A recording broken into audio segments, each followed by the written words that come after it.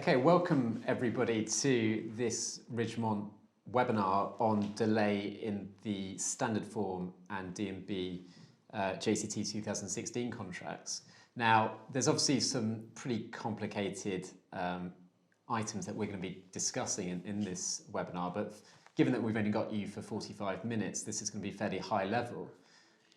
If you've got any questions, there'll be an opportunity to ask them. So if you just put your questions in the chat box, and we will look at those at the end of the webinar and deal with as many of them as possible. If there's any fact-specific questions that you got relating to delay, then please contact Tim separately and he'll be happy to have a telephone call with you to hear about those questions. First of all, some housekeeping. Number one, the format of the webinar will just be a conversation between Tim and I, and hopefully we're going to touch on many subjects, but as I say, it'll be fairly high level. We will be sending you out an e-paper at the end of the webinar, so you don't need to take any notes because everything that Tim says now will be contained within that e-paper, so just relax and focus on what we're saying. If we don't have your email address already, then please, if you can put it into the chat box or otherwise get it to us, and then we'll be able to send the e-paper to you. I'll take this opportunity to welcome our sponsors on this webinar. They are Moore Kingston Smith, who are a national firm of accountants with a specialist construction and property division. Bristol Professionals, who provide insurance in the construction sector. Adair, who are a QS and construction consultancy, who are very active in this space. And Secure Trust Bank, who offer development finance. They've provided content for the e-paper, so you can see some really interesting articles that they've put together in the e-paper itself. So that brings us to the webinar itself. It's going to be 45 minutes long. Now, Tim has actually got a bit of a sore throat, so he's sounding a bit husky. I am, I'm afraid. But we're going to get through it, and I'm sure you'll be able to hear him. And if you can't hear him, the e-paper contains everything. Anyway, good. Okay, well, let's get started. So we're going to do a brief overview of delay claims under the JCT 2016. That will include the contractor's notification of delay, global claims, and concurrent delay. Those latter two are complex, but we're going to simplify them as much as possible for this webinar. And when we talk about delay, we mean delay to the contractually agreed date for completion of the contractor's works, so critical delay. Delay and disruption that does not postpone completion, so i.e. non-critical delay, falls outside the scope of this webinar. And Tim's asked me just to flag a useful document for you, which is the Society for Construction Law's Delay and Disruption Protocol. It provides a practical and principled guidance on proportionate measures for dealing with delay and disruption issues. And we refer to the protocol in this webinar as the protocol. If you want a link to that document, then let us know and we can send it to you. Good. Okay, so JCT 2016. So we're using the latest JCT suite of contracts, the 2016 version. A new suite that's going to be dealing with the Building Safety Act 2022 will be produced in due course, so watch out for that. And specifically, we're looking at the standard form contract and the design and build contracts. The delay clauses that we refer to in those two contracts are identical in both, save only that one refers to the employer doing things and the other refers to the architect or contract administrator. And any quotes from the contract today are from the standard building contract. So, the purpose of delay provisions in construction contract. Tim, over to you. Thanks, John, and apologies again for the state of my voice. But good afternoon, everybody. So, as a broad statement, the purpose of delay provisions in construction contracts are to relieve the contractor or to punish it from or for the consequences of delay, depending on who is at fault. Namely, either by extending time for completion of the work or refusing to, and by allowing a contractor to recover its associated loss and expense or sanction it with damages liquidated or otherwise. So that's the broad purpose of delay provisions in contracts, and the JCT is no exception. Every now and again, I'm going to ask that a clause from the JCT be put up on the screen that you can see, so that you can see the particular clause in the standard form that we're talking about today. As John said, that's in the standard form of building contract in the 2016 suite. So we're going to start now by getting into a bit of detail, and as John said at the beginning, we're looking at 3 issues briefly today in terms of delay in that standard form. Firstly, notification of delay by the contractor, and then 2 fairly knotty problems that we're going to touch on, but not get into real detail, those being global claims and concurrent delay. So we're going to start with notice of delay by contractors. So that's the starting point in any delay claim. How can you summarise 2.27? Okay, if we can just put up that clause on the screen, so you can look at the clause that I'm going to be talking about. Yeah. Okay, so hopefully you can now see it, and in essence, there are 3 elements to that clause 2.27, which deals with notification. You'll see that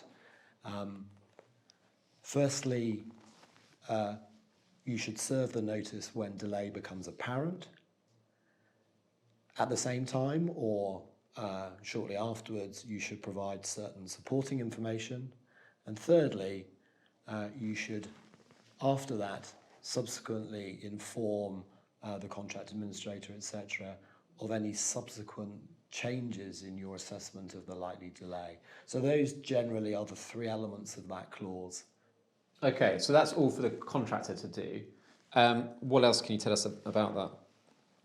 Okay, so then let's break those 3 elements down a little bit more. And again, if you look at clause 2.27 on your screens, hopefully you can follow what I'm saying. So first of all, the first stage, the first of the 3 stages, which is the notice itself.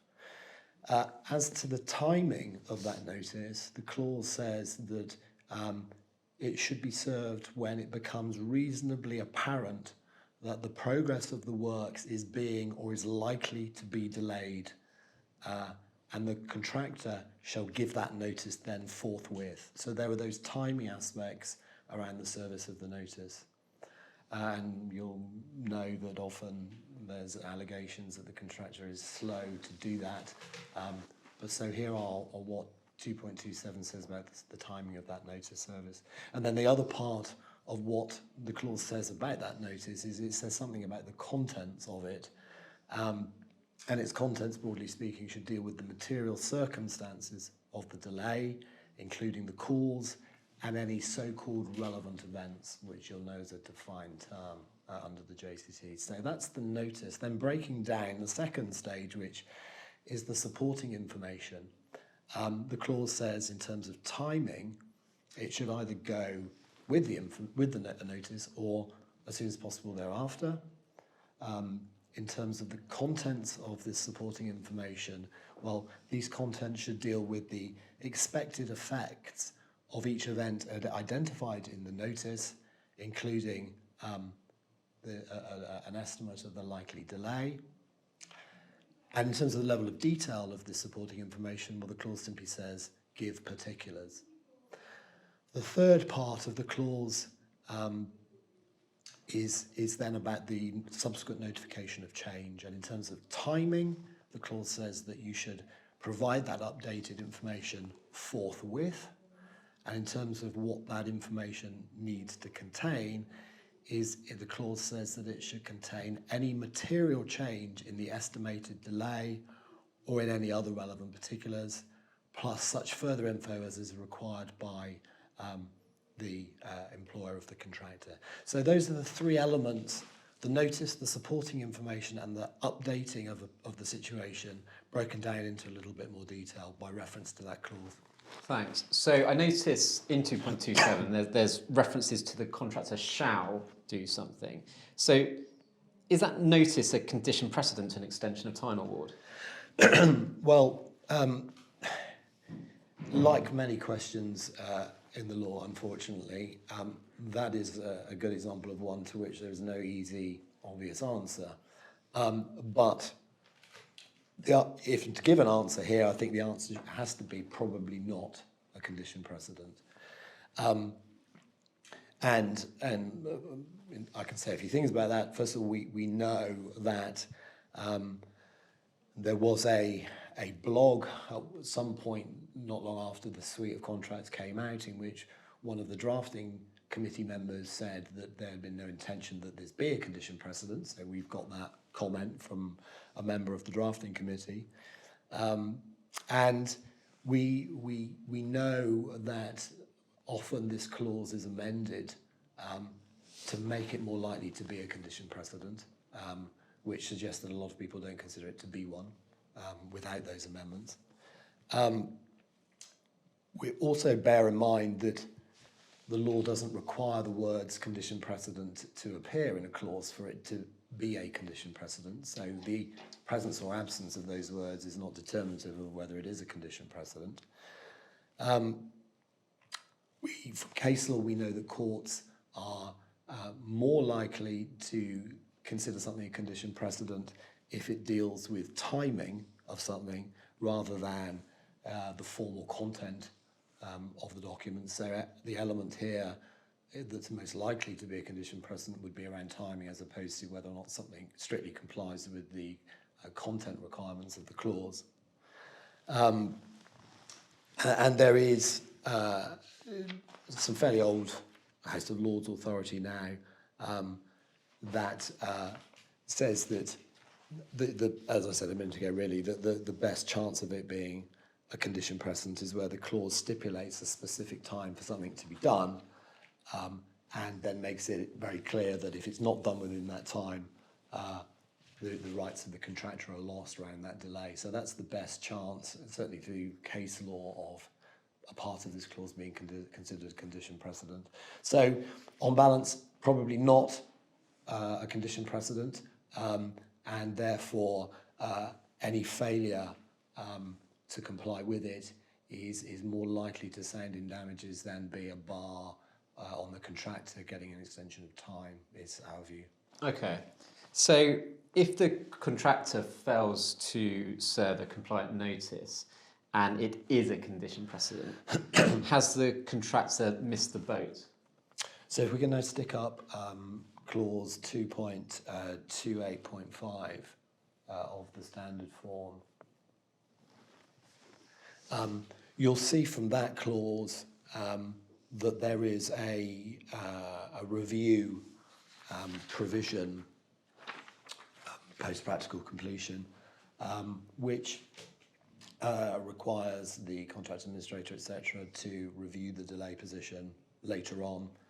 Now, that sort of clause doesn't appear in all standard forms, and the fact that it's here allows the contractor certainly more leeway in terms of getting its delay claim heard if it hasn't complied with the contractual notices. There are standard forms where there's no review of delay subsequently, and arguably, therefore, if you don't get it right the first time, you may be in difficulty as a contractor. So, yeah, that's an important provision in this JCT, which you don't find in all the standard forms, certainly. Okay. And what about contractors' loss and expense caused by such a delay? So the other part of a delay claim to the time is obviously the money part of it. And if we can just quickly stick up clauses 420 and 421 in this JCT. We don't need to go into them now, but you'll see that they provide a similar but separate regime to the time part of the delay claim we were just looking at under 227. Here in section 4 is the loss and expense regime. It's a similar one, and now we're talking about relevant matters as opposed to relevant events in terms of defined terms under the JCT. Okay. So that's a quick look at some of the key features of the first of the three subjects on delay. We're looking at notification. There are lots of disputes over the question of whether the delay has been correctly notified, particularly when an employer alleges that it's late or ineffectual. Okay, great. Thanks, Tim. So we're going to move on to global claims. So what is a global claim in the context of a delay dispute? So as we said at the beginning, global claims and concurrent delay are two great examples of very complicated questions, which we're going to, and I'm going to give you a definition now, which is a good example of trying to take something very complicated and make it simple. But a definition of a global claim in a delay context is where a contractor, in making a delay claim, doesn't establish the causal link or links between the alleged employer risk events and the delay loss that it alleges those events have caused. Instead, the contractor is just putting forward a collection of employer events and a total amount of loss, and arguing that the collection of events has somehow in combination caused that loss. Okay, and what's wrong with doing that? So obviously what you're doing is you're not providing the strict cause and effect element of this exercise, and you only have to look at 2.27, which we were looking at a minute ago. I don't know whether we can pop that quickly back up again.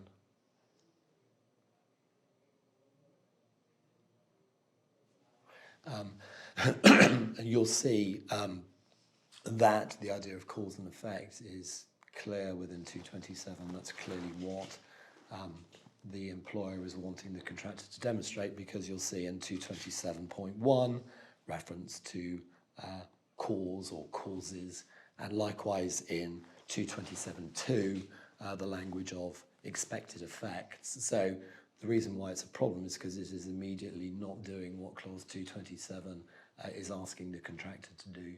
I see. And are global claims common? Yes, I think it's fair to say they are common. I've seen them pretty regularly over the years. Without being simplistic, I think they tend to appear more on lower value claims, and where the parties or the experts are not doing a sophisticated review of delay. If you've got a big claim with sophisticated parties and experts, it's more likely you're going to get a more forensic cause and effect exercise, but where those things aren't present, there's a greater tendency to global claims. Okay, and what's the approach of the court and by the protocol to global claims? Well, unsurprisingly, broadly speaking, they're discouraged. The protocol, the Society of Construction Law protocol that John referred to at the outset, which, again, I encourage you, if you're not already familiar with it, to become familiar with it and to revert to it when you're thinking about delay. Paragraph 17 of that protocol, in terms of global claims, refers to the not uncommon practice of contractors making global claims, but that it's discouraged by the protocol, despite an apparent trend for the courts to take a more lenient approach when considering global claims. So the protocol discourages it, and in its version as it was then in 2017, the latest version, it was referring to a greater leniency at that time by the courts. But yes, broadly speaking, it's discouraged. Okay, and what about this not showing the causality that makes global claims so unattractive? I think that some of the common complaints about a global claim is that it, for example, it reverses the burden of proving the delay, because if a contractor throws in a global claim and sort of says, well, that's the best I can do, the employer is then left with the option of either itself trying to unpick that bundle of causes and effects, the contractor having sort of divested itself of responsibility for doing that, or just to concede it as being all too complicated. So it's throwing the obligation back onto the employer from where it started, which is with the contractor. And it also avoids the spotlight potentially being trained on other causes of delay for which the contractor would be to blame. So is the delay down to, for example, labour shortages, poor supervision, or did the contractor, as often does, go in with far too low a tender offer at the beginning, and that was always going to be unrealistic, and therefore the problems were always going to arise in resourcing this job, and delay is one of them. So, yeah, the two common complaints is this is shifting a problem from the contractor to the employer unfairly. Okay, and are global claims indicative of a contractor who has not paid attention to what's happening on site during a project? Well, again, the protocol is a useful document because the protocol says in paragraph 17.1 that if the contractor has made and maintained accurate and complete records proportionate to the project, in most cases the contractor should be able to establish the causal link between the employer risk event and the resultant costs and loss without the need to make a global claim. So, yeah, the protocol is making the point that some of these global claims arise from a contractor not practicing good housework during the project, maintaining good records, keeping an eye on progress, and therefore being able to identify cause and effect.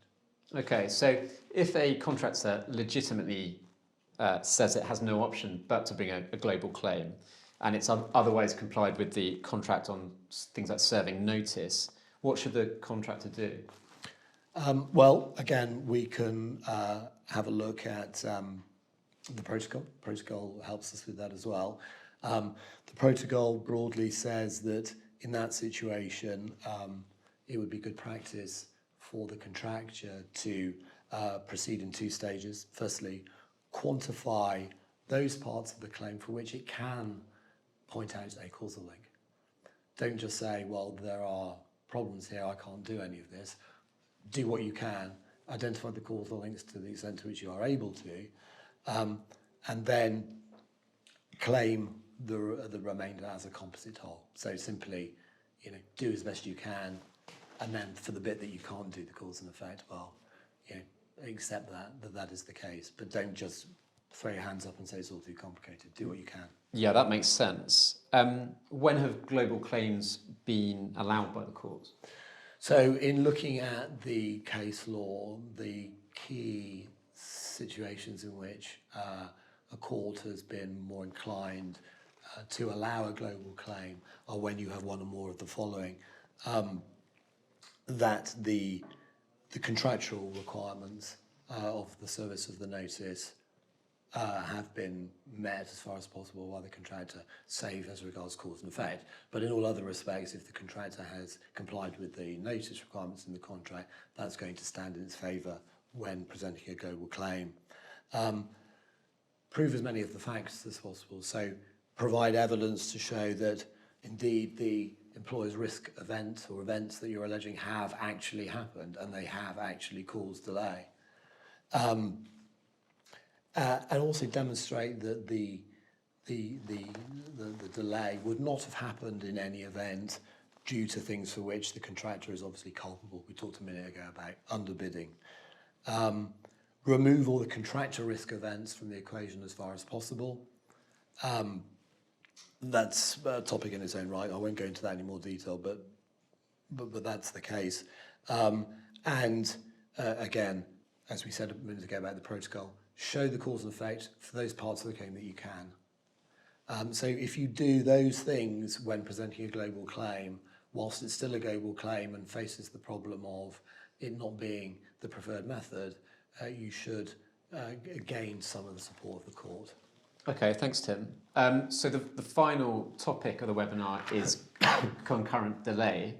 So I suppose the key question is, what is concurrent delay? Yeah, thanks, John. Another well-established tricky problem, and Again, so to provide a definition, as I try to with global claims, it's the occurrence of two or more delay events at the same time, one an employer risk event and the other a contractor risk event. The effects of them are felt at the same time, and they both affect the critical path. That's not a very snappy definition, but then the law often doesn't allow those. But that's the best I can do in trying to pin down what concurrent delay really is. And why is concurrent delay one of the main difficulties in delay claims? I think, well, firstly, there's a problem in that when people talk about concurrent delay, they often mean slightly different things. People sort of think, well, I know what I mean, and it's this. But actually, when you listen to people's interpretations, they slightly vary. So there is a problem around people meaning slightly different things by it. And given the definition I just gave, which wasn't very slick, you can understand why that problem arises. Yeah, it's very complicated anyway once you start to get into it. So there's an inconsistency in definition and an inherent complication. Yeah. Is it common? Certainly the protocol says that it shouldn't be, but the protocol is emphasizing true concurrent delay. So I think what it's saying is true concurrent delay should be fairly infrequent, but the wider, more inconsistent sense of what concurrent delay is more common. But in its true form, it should be relatively uncommon. Right, okay. And why is it so complex? Well, come back to the definition I gave a minute ago of what I thought concurrent delay amounted to. In that definition, I was giving three things that needed to align for there to be true concurrent delay. First of all, you need an employer risk event and a contractor risk event occurring at the same time. You need their effects to be felt at the same time, and they both need to affect the critical path. So there is a complicated series of things happening together to give rise, that is required to give rise to concurrent delay. And the other reason why it's complicated is that once you then get into it, the detail, the forms of analysis are all very complicated. So it's a difficult thing to arise, and once it does arise, trying to unpick it is complicated.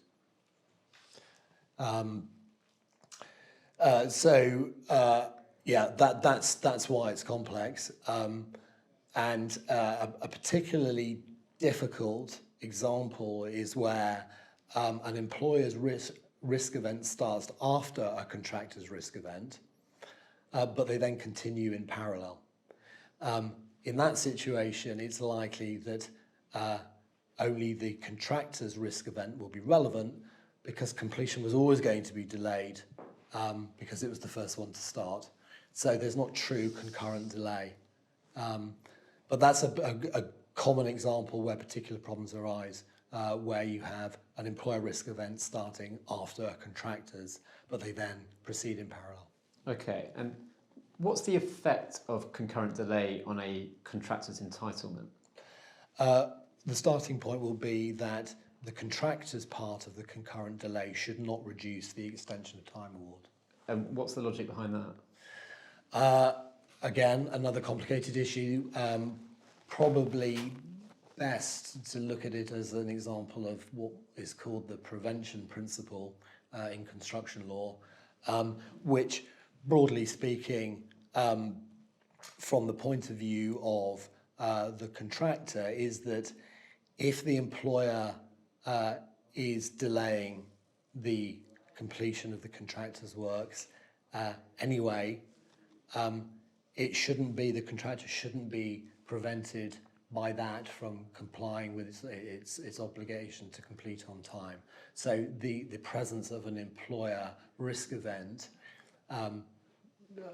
amounts to saying that you can't then penalise the contractor for also being in delay, because the delay would have always happened due to the employer's event. So that's why the prevention principle excuses the contractor in that situation.